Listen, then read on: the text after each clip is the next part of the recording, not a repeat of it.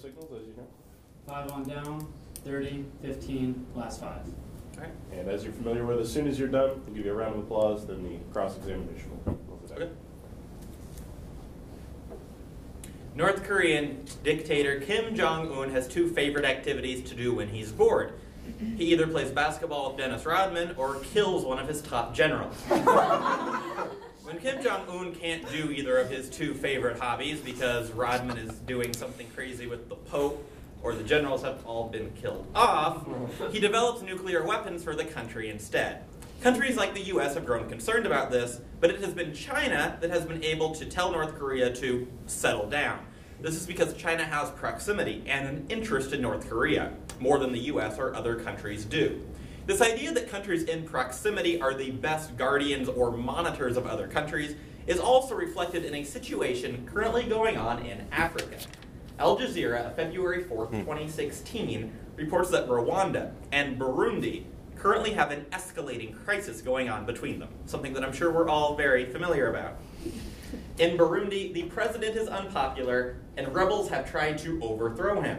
And the Rwandan military, the article explains, have been giving the rebels assistance. While the European Union has tried to put sanctions on these countries, they have not been successful. And thus many are arguing that the African Union, because of its proximity and closer relations to these countries, would be a more logical group to step in. And this leads us to look at today's question.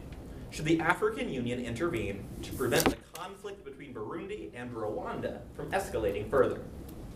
And we see the answer is a clear yes, because this crisis will undoubtedly continue to escalate without direct intervention. Something that we can see proved through 3 key points. First, the fact that Burundi is in a state of chaos. Second, that Rwanda is now grappling with a refugee crisis. And third, Burundi and Rwanda both have leadership too corrupt to solve the crisis themselves. The first reason that we see that the African Union should intervene in Burundi and Rwanda is to look at the fact that Burundi is in a state of chaos.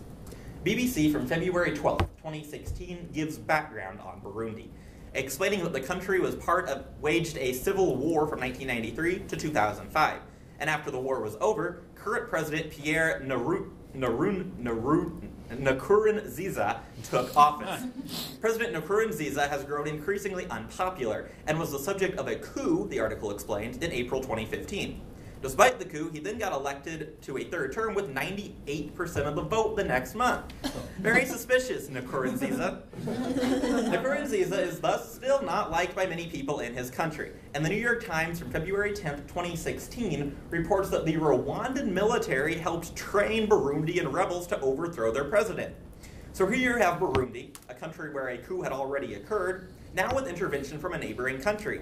And the Rwandan military is the same military that led a genocide in 1994. So these are people very highly trained in murderous acts. Unfortunately, these Burundian rebels trained by Rwanda have increased the chaos in Burundi. A crisis that the Associated Press from January 13th, 2016 pointed out was already bad enough due to Nkurunziza's consistent violation of humanitarian rights. Now that we've looked at the fact that Burundi is in a state of chaos, we can look also to the fact that Rwanda is now grappling with a refugee crisis. Where do these Burundians have tried to escape President Nkurunziza, and many have gone to Rwanda, further escalating the tensions between the 2 countries, as Rwanda now has 70,000 refugees living within its country, according to the Washington Post from February 11th, 2016. It will take a group like the African Union to absolve this refugee crisis. According to The Guardian from February 10th, 2016, Rwanda is trying to be nice and gracious to these rebels, recognizing their own role in causing this refugee crisis. And according to the foreign minister of Rwanda, Louise Mushikiwako, it is believed that Rwanda will willingly resettle these refugees into surrounding countries. However, the article goes on to explain that it will take a group like the African Union to lead this resettling, because the African Union will have a less biased role and will be able to more properly distribute these refugees among neighboring regions. Because according to the Los Angeles Times from February 10th, 2016, many in Rwanda have expressed concern that these refugees are too close to the conflict. They need to get further away from Burundi. And if a group like the African Union intervenes, these people can be resettled to a safer region. The final point that we need to look at when seeing why the African Union should intervene in the Rwanda-Burundi crisis is to look at the fact that both of these countries have corrupt leadership that cannot solve the problem themselves. We've already heard a little bit about Mr. Nkurunziza. He has consistently violated human rights in the country and has also put down coups and has some war crime charges against him, according to a BBC article from February 11th, 2016. While this was going on in Burundi, Rwanda doesn't have that exemplary of a leader either. According to an Associated Press article from February 11th, 2016, Rwandan President Paul Kagame has been in office since 2000, recently also got reelected with 98% of the vote, and is set to be in charge until 2034. Kagame also has human rights violations against him, and is also not somebody who can necessarily be trusted to help absolve this crisis, one that he himself helped instigate by helping to train the rebels in Burundi. Also, according to a Christian Science Monitor article from October 3rd, 2015, months ago, the European Union tried to put sanctions on these countries, but the sanctions were ineffective. Now, we see that because these countries have corrupt leaders, and that foreign aid from the EU, or foreign sanctions from the EU, was not enough to resolve these issues, it will take a group like the African Union. While there are other corrupt dictators within the Union, the members of the Union do have an interest in Africa more so than the EU. They want there to be a balance of power. And while they might not necessarily favor the dictator in Rwanda over the dictator in Burundi or vice versa, they do want a balance of power.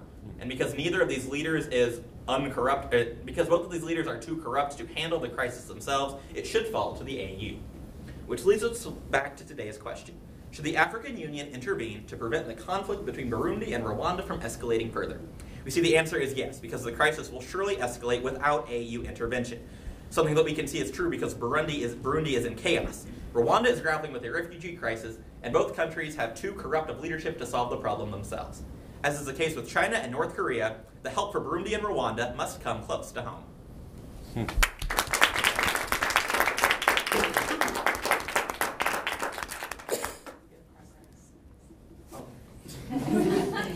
can do it with the bag.